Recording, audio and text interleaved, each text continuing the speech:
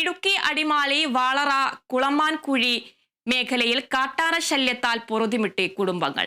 കഴിഞ്ഞ ഏതാനും ദിവസങ്ങൾക്കിടയിൽ മാത്രം 50ഓളം കർഷകരുടെ കൃഷിയിടങ്ങളിലാണ് കാട്ടാന നാശം വിതച്ചത്.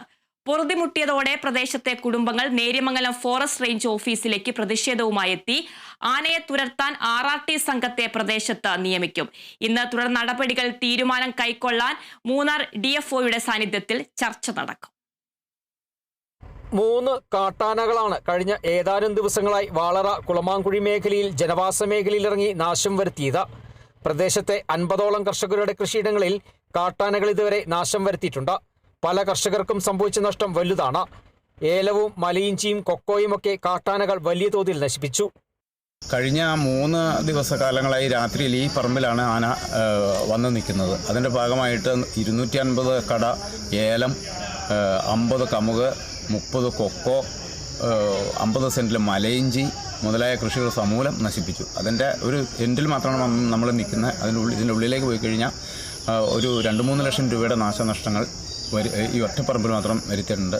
ഇതുപോലെ 50-ൽ പരം കർഷകരുടെ കൃഷിയിടത്തിൽ ഭാഗികമായും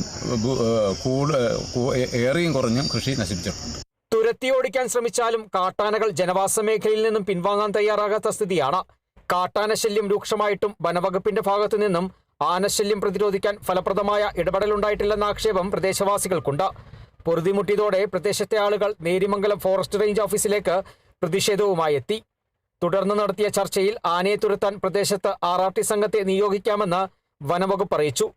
ഇന്ന് തുടർ നടപടികളിൽ തീരുമാനം കൈക്കൊള്ളാൻ മൂന്നാർ DFOയുടെ സാന്നിധ്യത്തിൽ ചർച്ച നടത്താമെന്ന് വനവകുപ്പ് ഉദ്യോഗസ്ഥർ അറിയിച്ചതോടെ പ്രതിഷേധം താൽക്കാലികമായി അവസാനിച്ചു. കാട്ടാനകൾ ജനവാസ മേഖലയിലേക്ക് ഇറങ്ങുന്ന പ്രദേശത്ത് കുറ്റമറ്റ രീതിയിൽ ഫെൻസിംഗ് തീർത്താൽ ആനശല്യം ഒരു പരിധിവരെ പരിഹരിക്കാമെന്നാണ് പ്രദേശവാസികളുടെ വാദം. കാട്ടാനശല്യം രൂക്ഷമായതോടെ പകൽ സമയത്ത് കൃഷിയിടങ്ങളിൽ ഇറങ്ങാൻ പോലും കർഷകർ ഭയക്കുന്ന സ്ഥിതിയുണ്ട്. മഴ പെയ്യുന്നതോടെ അടിക്കടി ഈ പ്രദേശത്ത് വൈദ്യുതിയും മൊബൈൽ നെറ്റ്വർക്കും മുടങ്ങുന്ന സ്ഥിതിയുമുണ്ട്. കഴിഞ്ഞ ദിവസങ്ങളിലൊക്കെയും കൃഷിയിടങ്ങളിൽ കാട്ടാനകൾ എത്തിയിട്ടും തുരത്തിയൊടുക്കാൻ മാർഗമില്ലാതെ കർഷകർ പ്രതിസന്ധിയിലായിരുന്നു. ഫലപ്രദമായ ഇടപെടലുണ്ടായില്ലെങ്കിൽ പ്രതിഷേധം ഘടിപ്പിക്കാനാണ് പ്രദേശവാസികളുടെ മുന്നറിയിപ്പ്. Kerala vision news, Idukki.